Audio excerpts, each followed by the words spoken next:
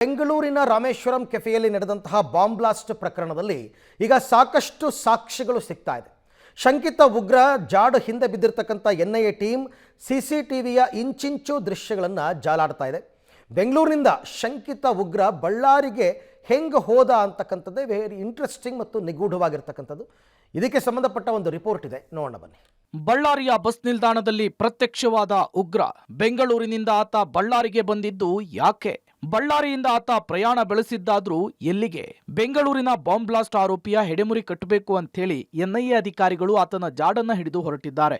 Rameswaram ಕೆಫೆಯಲ್ಲಿ blast ಮಾಡಿ ತಲೆಮರೆಸಿಕೊಂಡ ವ್ಯಕ್ತಿ ಬೆಂಗಳೂರಿನಿಂದ ನೇರವಾಗಿ ಬಳ್ಳಾರಿಗೆ ಬಂದಿದ್ದಾನೆ. ಹೀಗಾಗಿ ಆತನ ಜಾಡನ್ನ ಹಿಡಿದ ಎನ್ಐಎ ಅಧಿಕಾರಿಗಳು ಬಳ್ಳಾರಿಯ ಬಸ್ ನಿಲ್ದಾಣದಲ್ಲಿ ಸರ್ಚ್ ಮಾಡಿದ್ದಾರೆ. ಬಳ್ಳಾರಿಯ ಬಸ್ ನಿಲ್ದಾಣಕ್ಕೆ ಬಂದ ವ್ಯಕ್ತಿ ಮುಂದೆ ಎಲ್ಲಿಗೆ ಹೋದ ಅನ್ನುವ ಹುಡುಕಾಟ ಮುಂದುವರೆದಿದೆ. ಇನ್ನು ಬೆಂಗಳೂರು ಬಾಂಬ್ ಬ್ಲಾಸ್ಟ್ ಪ್ರಕರಣದ ಆರೋಪಿ ಬಳ್ಳಾರಿಗೆ ಬಂದಿದ್ದು ಎನ್ಐಎ ಕನ್ಫರ್ಮ್ ಮಾಡಿದೆ. ಉಗ್ರ ಬಂದ ಸಮಯ ರಾತ್ರಿ 11 ಗಂಟೆ 2 ನಿಮಿಷ. ಈ ಸಮಯದಲ್ಲಿ ಯಾವ್ಯಾವ ಬಸ್ಗಳಿದ್ವು, ಬಸ್ ನಿಲ್ದಾಣದಲ್ಲಿದ್ದಂತಹ ಬಸ್ ಮಾರ್ಗದಲ್ಲಿ ಎನ್ಐಎ ಹುಡುಕಾಟ ನಡೆಸಲಿಕ್ಕೆ ಆರಂಭ ಮಾಡಿದೆ. ಅಲ್ಲದೆ ಒಂದು ವೇಳೆ ಆತ ಬಸ್ ನಿಲ್ದಾಣದಿಂದ ಬಳ್ಳಾರಿ ನಗರಕ್ಕೆ ಬಂದಿದ್ದಾನಾ ಅಥವಾ ಇಲ್ಲಿಯೇ ತಂಗಿದ್ದಾನಾ ಅನ್ನೋದು ಎನ್ಐಎಗೆ ಅನುಮಾನವಾಗಿದೆ. ಹೀಗಾಗಿ ಬಳ್ಳಾರಿಯನ್ನ ಕೇಂದ್ರವಾಗಿಟ್ಕೊಂಡು ಪೊಲೀಸರು ಹುಡುಕಾಟವನ್ನ ಆರಂಭ ಮಾಡಿದ್ದಾರೆ. ಕಳೆದ 3 ದಿನಗಳಿಂದ ಬಳ್ಳಾರಿಯ ಕೌಲ್ ಬಜಾರ್ನಲ್ಲಿ ಹುಡುಕಾಟ ಆರಂಭ ಮಾಡಿದ್ದು ಇಲ್ಲಿಯೇ ಆಶ್ರಯವನ್ನ ಪಡೆದಿದ್ದಾನಾ ಎಂಬ ಅನುಮಾನ ಶುರುವಾಗಿದೆ.